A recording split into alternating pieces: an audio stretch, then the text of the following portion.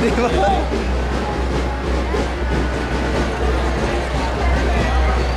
Masunod po ang Barangay Kubo.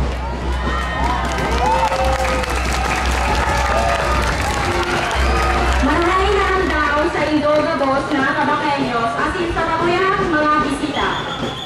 Sa pangalan po ang samuyang mahal na patron na si Senyor San Jose Labrador. Kaitong panahon,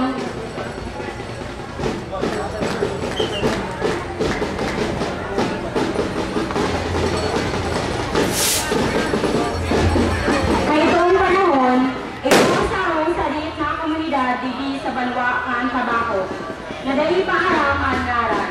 Sabi sa istorya kan mga kurangan na nag-eresta na atiki, suinot ng mga tao na nag-okupar ang lugar na ini ng Purokdok, isaradit na karong nagibo sa materyales na anahaw, sad, kahoy, asin mga kawayan o bara. Kung sa Bicol ang apokta kay ni Iyoan Payak-Payak, asin sa Tagalog, Bahay Kubo. Na nakakagpadidig, tiga-araw nila ang disenyo kan mga harong at isama na nakuwasa na sa kapalibutan ng materyales, makayahay pakapang-erokan. Kaya ang panahon na may nakakakarang mga estranghero digdig sa lugar, isa po kay diyan mga nakaisar sa mga payag na harong na kung ano ang nyaran sa lugar na ito. Palibas sa dayunda na sabotan ang lingwaheng pagkakarang kan mga dayuhan, Simbang Hinda, sa Sarabay na Tino, Bahay Kubo. Nasabutan man ng mga dayuhan na the name of this place is Kubo. Kaya inapod na Kubo Village at sa Kakaluyan, naging Barangay Kubo.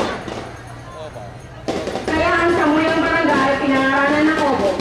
Pero sa panahon na presente, nagkapiranan na ang nagkasta na ako sa ining harong.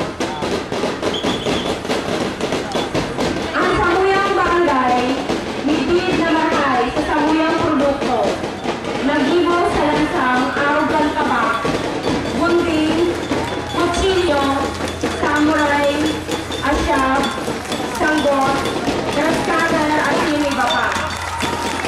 Ang kalakalan sa mga taga-barangay Kubo, mga panday o nabigiribo ang mga produktong nasa bis. Ang mga produktong dito, hindi sa Barangay Kubo, listado sa bilog na Pilipinas. Kung nakukor dahil sa tabak na gibukan panday na taga-Kubo, dahil magiging tabako ang natungamot ang siyudad. Sigun baga sa istorya ng tabako, nangaranan na tabako dahil sa tabak kapot kan sarong ama na may aking sarong daragang magayon.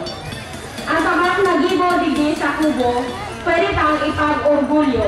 Ninhuli ta masibay talaga ini, daibas na ini nararaot, sa magayon ang pagkakanday, lalo na kung sa tarong asin forma kaini. Mga tugang, ini po ang Barangay Kubo. Kumilos o masenso, barangay, okay. Diyos maray na aldaw po.